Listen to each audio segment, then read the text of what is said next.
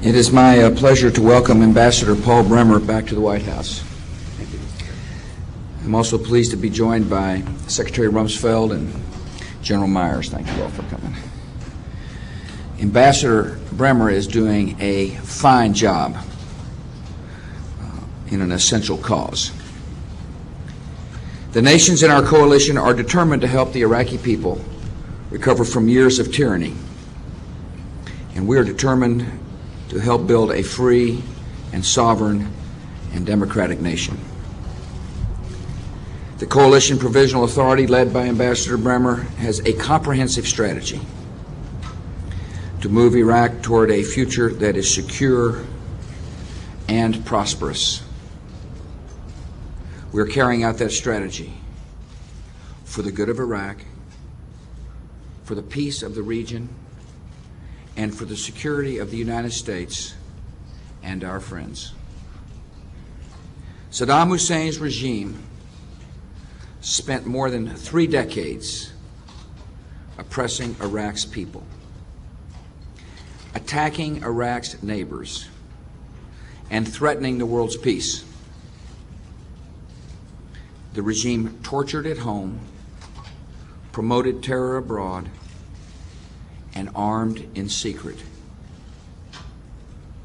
Now, with the regime of Saddam Hussein gone forever, a few remaining holdouts are trying to prevent the advance of order and freedom.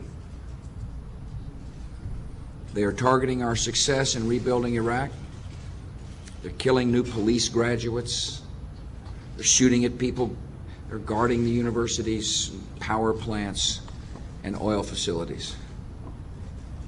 These killers are the enemies of Iraq's people. They operate mainly in a few areas of the country. And wherever they operate, they are being hunted, and they will be defeated. Our military forces are on the offensive. They're working with the newly free Iraqi people to destroy the remnants of the old regime and their terrorist allies. Yesterday, in the city of Mosul, the careers of 2 of the regime's chief henchmen came to an end. Saddam Hussein's sons were responsible for torture, maiming, and murder of countless Iraqis. Now more than ever, all Iraqis can know that the former regime is gone and will not be coming back. As our work continues, we know that our coalition forces are serving under difficult circumstances. Our nation will give those who wear its uniform all the tools and support they need to complete their mission. We are eternally grateful for the bravery of our troops, for their sacrifice, and for the sacrifices of their families. The families of our servicemen and women can take comfort in knowing that their sons and daughters and moms and dads are serving a cause that is noble and just and vital to the security of the United States. A free, democratic, peaceful Iraq will not threaten America or our friends with illegal weapons.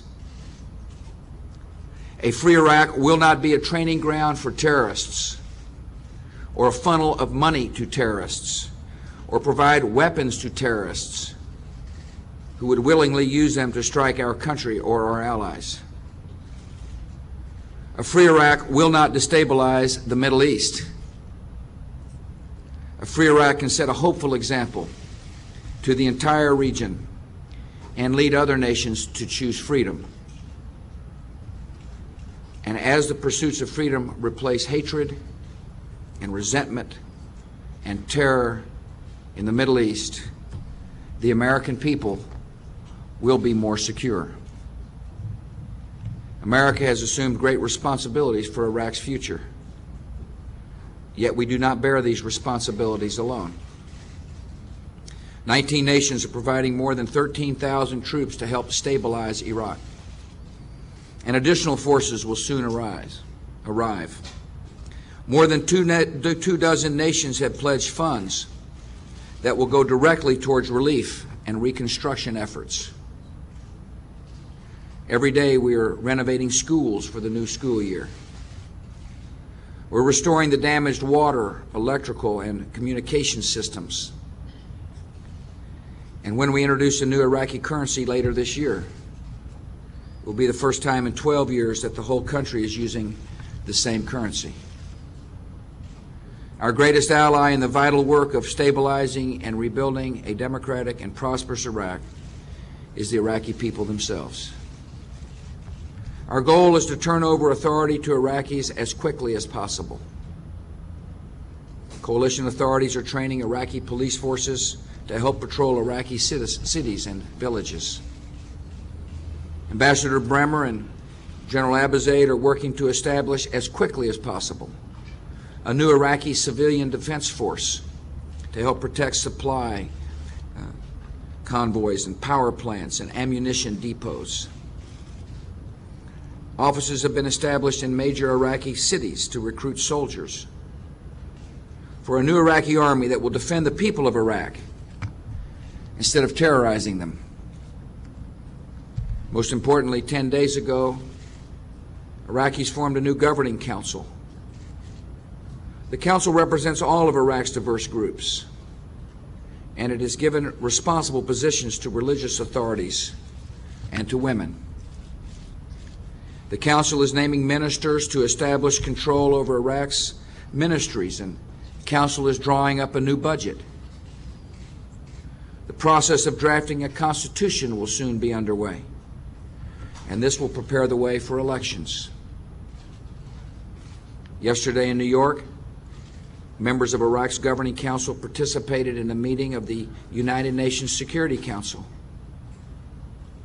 They heard a report from UN Secretary General Annan, which welcomed the establishment of the Iraqi Governing Council as a broadly representative Iraqi partner with whom the UN and the international community can engage to build Iraq's future. Now that we have reached this important milestone, I urge the nations of the world to contribute militarily and financially towards fulfilling Security Council Resolutions 1483's vision of a free and secure Iraq. The UN report also urges a swift return to full Iraqi sovereignty. And this morning, Ambassador Bremer briefed me on our strategy to accelerate progress toward this goal.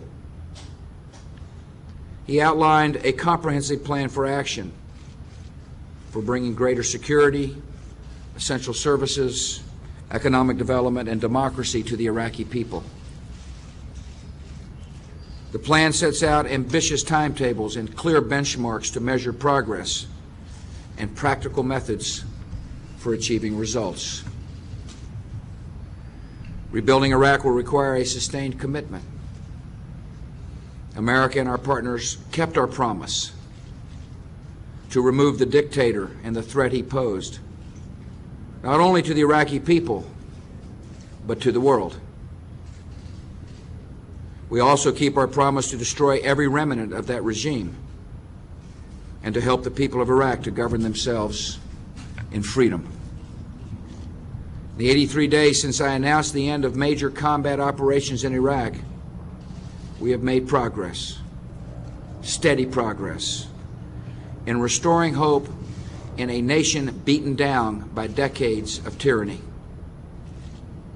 Ambassador Bremer is showing great skill and resourcefulness and is demonstrating fine leadership and the great values of our country.